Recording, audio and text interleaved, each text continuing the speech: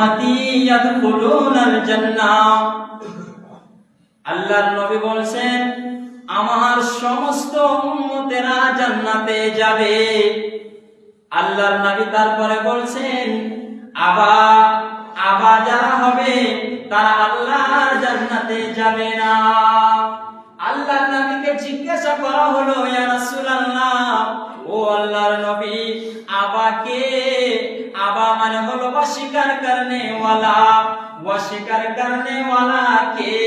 এমন কোন ব্যক্তি রয়েছে যারা জান্নাতে যাবে না বা আবা রয়েছে? তো আল্লাহর নবী বলেন মান আতাআনি দাখাল জান্নাহ। যারা আমাকে মেনে চলবে, যারা আমার বিধানকে মেনে চলবে। আল্লাহর নবী বলেন আমি মানুষের কাছে যে বার্তাগুলো পৌঁছে দিলাম সে কথাগুলো যারা মানবে, যারা আমাকে সঠিকভাবে মেনে চলবে, তারাই আমার জান্নাতে যাবে। তারপরে নবীজি বলেন তারা জান্নাতে যাবে না যারা আমার কথাগুলোকে অস্বীকার করেছে, যারা আমার বিধানগুলোকে অস্বীকার করেছে, তারা আল্লাহর জান্নাতে যাবে না। জি, অস্বীকার করেছে। কে অস্বীকার করেছে? আজকে আমাদের সমাজের মানুষের ভুলগুলো তুলে ধরে দিচ্ছি আপনাকে। আল্লাহ বলেছেন বান্দারে রমজান মাসের বিধানটা শুনে নাও।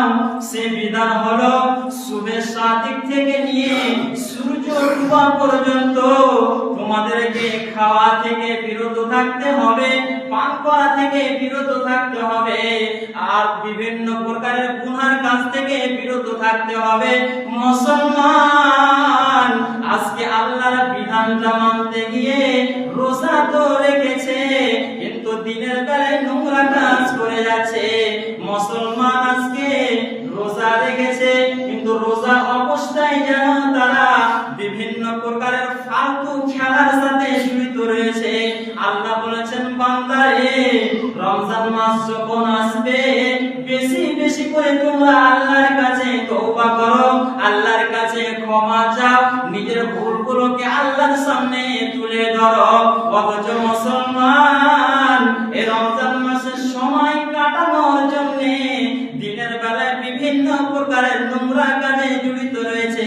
কেউ গল্পতে মেতে রয়েছে, কেউ আরো বিভিন্ন প্রকারের গুনার সাথে জড়িত রয়েছে।